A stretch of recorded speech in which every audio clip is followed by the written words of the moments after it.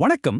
தமிழ்நாட்டுல ஒரு சொத்து வாங்க பிளான் இருக்கா அப்படின்னா, ஒரு காலத்துல நடந்த ஒரு மிகப்பெரிய சமூக பரிசோதனையோட மறைக்கப்பட்ட வரலாறு இன்னைக்கு உங்க முதலீட்டுக்கு எப்படி ஒரு கண்ணுக்கு தெரியாத ஆபத்தா மாறலான்னு தான் நாம இப்ப பார்க்க போறோம். வாங்க ஆரம்பிக்கலாம். நீங்க வாங்க போற உங்க கனவு மனையில ஒரு பயங்கரமான ரகசியம் ஒளிஞ்சிருக்கா? இந்த ஒரு கேள்விதான் இன்னைக்கு நாம பார்க்க போற விஷயத்தோட மையமே. இது ஏதோ சின்ன விஷயம்னு நினைச்சிடாதீங்க. தமிழ்நாடு முழுசும் கிட்டத்தட்ட 20,000 ஏக்கர் நிலம். யோசிச்சு பாருங்க, எவ்வளவு பெரிய ஏரியா இந்த மாதிரி ஒரு சட்ட சிக்கல்ல மாட்டியிருக்கு. இந்த சிக்கலுக்குள்ள இருக்கிற நிலங்கள் எல்லாமே ஒரு காலத்துல 56 ஏர் உழவர் கூட்டுறவு சங்கங்களுக்கு சொந்தமா இருந்ததுதான். அந்த சங்கங்களோட கதை தான் இன்னைக்கு நிலம் வாங்குற ஒவ்வொருத்தரும் கண்டிப்பா தெரிஞ்சுக்க வேண்டிய ஒரு முக்கியமான பாடம். ஆனா இங்க ஒரு ஆச்சரியம் என்னன்னா, இந்த கதையோட ஆரம்பம் ஒரு ரொம்ப ரொம்ப நல்ல நோக்கத்தோட தான் தொடங்கப்பட்டிருக்கு. அதாவது ஒரு பெரிய சமூக பிரச்சனைக்கு ஒரு சூப்பரான தீர்வா இருக்கும் நம்பி ஆரம்பிச்ச ஒரு கனவு திட்டம் இது. 1960கள்ல ஆரம்பிச்சு 80கள் வரைக்கும் தமிழ்நாட்டுல ஒரு தீவிரமான நில சீர்திருத்த காலம் நடந்துட்டு இருந்துச்சு. அதனுடைய நோக்கம் ரொம்ப சிம்பிள். ஒரு சில பணக்காரங்க கையில குவிஞ்சு கிடந்த ஆயிரக்கணக்கான ஏக்கர் நிலங்களை நிலமே இல்லாத ஏழை மக்களுக்கு பிரிச்சு கொடுக்கணும், அவ்வளவுதான். இந்த நோக்கத்துக்காக கொண்டு வரப்பட்ட திட்டம்தான் கூட்டுறவு விவசாய சங்கம். அதாவது அரசாங்கத்துக்கிட்ட இருந்த உபரி நிலங்களை எடுத்து ஒடுக்கப்பட்ட மக்களுக்கு கொடுத்து அவங்கள கொத்தடிமைத்தனத்திலிருந்து மீட்டு பொருளாதார ரீதியா அவங்க சொந்த கால நிக்க வைக்கணும். இதுதான் அதோட கோல். இந்த திட்டம் எப்படி வேலை செஞ்சதுன்னு பாத்தீங்கன்னா ரொம்பவே சிஸ்டமேட்டிக்கா இருந்துச்சு. முதல்ல அரசாங்கம் நிலத்தை கொடுக்கும்.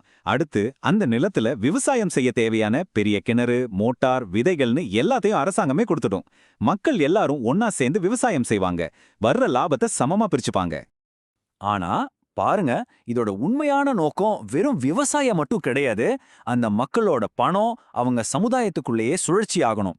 அப்போதான் அவங்க ஒரு நிலையான பொருளாதார சக்தியா வளர முடியும். இதுதான் அந்த திட்டத்தோட பெரிய கனவு. அவ்வளவு நல்லா போயிட்டு இருந்த இந்த கனவு திட்டம் திடீர்னு எப்படி உடைய ஆரம்பிச்சது? வாங்க கதையோட அடுத்த கட்டத்துக்கு போலாம். திடீர்னு பாத்தீங்கன்னா 1988ல இருந்து 95க்குள்ள இந்த 56 சங்கங்களையும் கலைச்சிட்டாங்க. சொன்ன காரணம் என்ன தெரியுமா? ஒரே ஒரு வரிதான், சங்கங்கள் நஷ்டத்துல ஓடுது, அவ்வளவுதான். இந்த ஒரு முடிவு கூட்டா ஒரு பலமான அமைப்பா இருந்தவங்கள தனித்தனியா ரொம்பவே பலவீனமான ஆளுங்களா மாத்திடுச்சு. இங்கதான் பிரச்சனையோட ஆணி வேறே இருக்கு. சொல்லப்போனா ஒரு நெல்லிக்காய் மூட்டை சிதறன எப்படி இருக்குமோ அப்படி அவங்கள சிதறடிச்சிட்டாங்க. ஒன்னா இருந்தப்ப கிடைச்ச அந்த கூட்டு சக்தி இப்போ சுத்தமா இல்ல. சங்கம் கலைக்கப்பட்ட உடனே ஒவ்வொருத்தருக்கும் ஒப்படை பட்டான்னு சொல்லி தனிநபர் பட்டா கொடுத்தாங்க. இது பாக்குறதுக்கு அவங்களுக்கு நில உரிமை கிடைச்ச மாதிரி தெரிஞ்சாலும் உண்மையில இது ரியல் எஸ்டேட் புரோக்கர்களுக்கு ஒரு பெரிய கதவை திறந்து விட்ட மாதிரி ஆயிடுச்சு. சரி, பல வருஷத்துக்கு முன்னாடி நடந்த இந்த விஷயம் இன்னைக்கு ரியல் எஸ்டேட் மார்க்கெட்டை எப்படி பாதிக்குதுன்னு கேக்குறீங்களா? வாங்க பார்க்கலாம். இப்ப நான் சொல்ல போற இந்த கணக்கு நிஜமாவே அதிர்ச்சியா இருக்கும். அந்த நிலங்கள்ல கிட்டத்தட்ட 80%. ஆமாங்க, நீங்க சரியா தான் கேட்டீங்க, 80%. அதோட உண்மையான நோக்கத்துக்கு எதிரா சட்டவிரோதமா வீட்டு மனைகளா பிளாட் போட்டு வித்துட்டாங்க. இப்ப விஷயத்தோட முக்கியமான பகுதிக்கு வர்றோம். அதாவது இந்த நிலங்களை யாருக்கும் விற்கக்கூடாதுன்னு ஒரு கண்டிஷன் இருந்துச்சு. ஆனா எல்லா ரெக்கார்டையும் கம்ப்யூட்டர்ல ஏத்துனப்ப இந்த ரொம்ப முக்கியமான கண்டிஷன் எப்படியோ மிஸ் ஆயிடுச்சு. இந்த ஒரே ஒரு தப்பு தான் இன்னைக்கு இவ்ளோ பெரிய சட்ட சிக்கலுக்கு காரணம். இந்த பிரச்சனை ஏதோ தூரத்துல நடக்கல.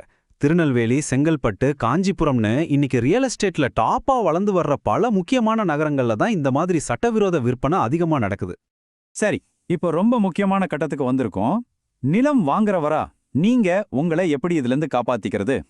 ஏன்னா இந்த விஷயம் பேப்பர்ல, அதாவது டாக்குமெண்ட்ல தெரியாது. அப்போ ஒரு இடத்த நேர்ல போய் பார்க்கும்போது என்னென்ன தடயங்களை வச்சு இதை கண்டுபிடிக்கலாம். நீங்க ஒரு பிளாட்டை நேர்ல போய் பார்க்கும்போது இந்த சில விஷயங்களை கொஞ்சம் கவனிச்சு பாருங்க. முதல்ல அங்க ரொம்பவே பெருசா பழைய காலத்து கல் கட்டின கிணறு இருக்கான்னு பாருங்க. ரெண்டாவது, அந்த ஒரு கிணறு மட்டுமே ஒரு 5-6 பிளாட்டுக்கு பொதுவானதா இருக்கான்னு பாருங்க.